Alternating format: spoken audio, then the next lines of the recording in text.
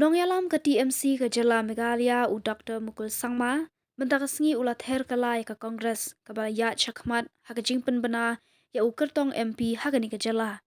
Yakani umukul ula Ther hadian ba unong yalam ka Kongres u Jairam Ramesh ula keno ba ka TMC kam shimala ab bat ka penbena ya ki kerteng jong baro saupau artali ki kertong ha West Bengal.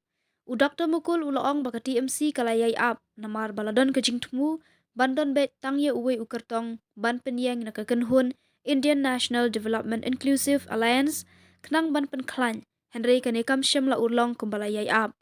Ula keno baka Kongres kalayai lat namar batang hakani ka jalaru kebadan artali ki seat ka Kongres kala depen bena ya ki kerteng jong ki kertong.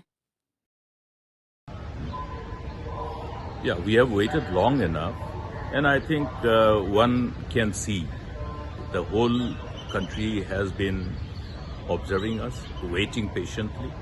There was a collective intent to have single candidate from the India bloc to ensure that we put our strength collectively and aggregate our strength. But this has not happened.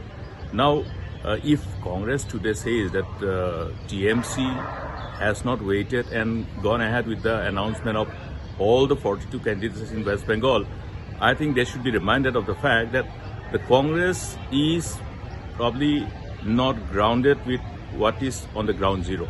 It's a complete delink from the ground reality. Is it not a fact that they have already gone ahead and announced their candidature in respect of Meghalaya? Meghalaya, there are 2 seats. Out of the 2, Congress has already gone ahead and then announced their seats, announced their candidates.